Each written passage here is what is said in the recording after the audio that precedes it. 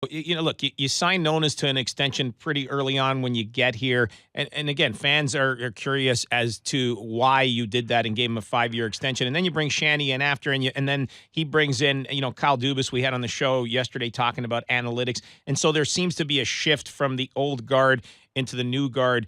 When you signed Dave, did you see that shift coming, and why did you sign him to that 5-year deal so early on? In some people's opinions.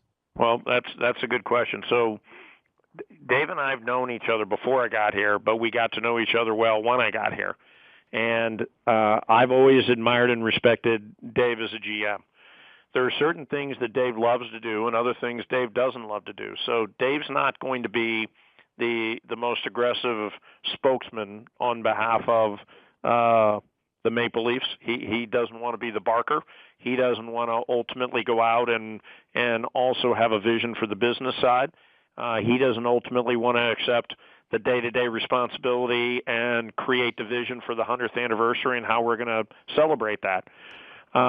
When Dave and I talked about the extension, what I wanted is some consistency here once and for all. We have knee-jerked a lot here. If you think about it, we have been through a lot of different leaders, a lot of different coaches, and a lot of different GMs since Pat Quinn. Pat Quinn was the last guy where we had extended success, and we have made a lot of decisions that should be debated since then. I think what we need here is a guy that's making the day-to-day hockey decisions, the day-to-day drafting decisions, the day-to-day development decisions. We need consistency. And I think Dave Nonis is a good GM, but he knew in my conversations, and in fact, I was very clear when I did the extension, I was going to add this position. So Dave knew it back then. We both agreed on it. And I told him, far better for you to report to a hockey guy than for you to report to me thinking I'm going to be that hockey guy. And so I told him that this has more to do about finding a better person to report to than you and the job you're doing. This is not a statement on your qualifications or success to date. And the fact is, with Brendan Shanahan, whenever him and I started talking, and I won't acknowledge when that was so I don't get into trouble with anyone, but Shanny and I always talked about the fact I didn't want him to get sucked into being a GM.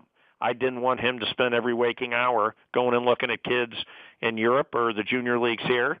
I didn't want him ultimately doing what is necessary to make sure that we as an organization are perfect on the choices we're making for the players that we are now putting into our pipeline and the way we develop those players. But we did need someone philosophically to create a culture, to make the tough decisions on how we ultimately incorporate that culture into everything we do, to go find the right talent, not only the people on the executive side and the people on the team side and the scouting side, but the people on the ice. And that's Shanny. We have to build this team around Shanny's personality. We have to build this team around Shanny's experience and knowledge, and we have to build this team around Shanny's culture. And that means Shanny's going to need a GM, and he likes Dave. The two of them get along well.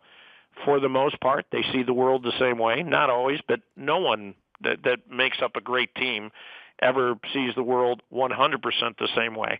But they always get to the right place. They're always in agreement on every decision we've made here.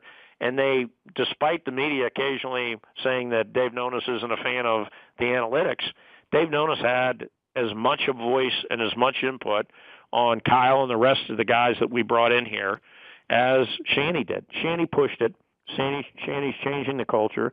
He wants us to be committed to analytics because we will make – analytics don't make your decision for you. They just make you make better decisions. Mm-hmm. We will make better decisions because of Kyle and the team he's put forth, where we will have an enormous amount of research, an enormous amount of facts, and a whole different way of looking at our decisions than we used to in the past.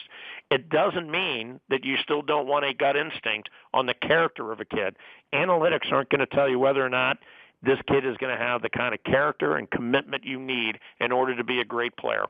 But I will tell you that if you could balance out the gut instinct on character and understanding a kid and his history and whether or not he has that burning desire in his stomach to be the right kind of kid, to do whatever is necessary to win, and you combine that with the analytical research and information, you will make better decisions. And Shanny has a great gut.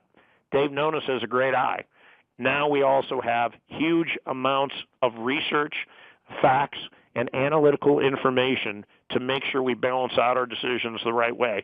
This is the best prepared this organization's ever been to make decisions now. And I firmly believe that when you have two guys like Dave Nonis and Brendan Shanahan that are leading the charge on making those decisions, we have now created an environment here to make the best decisions possible for the Leafs going forward.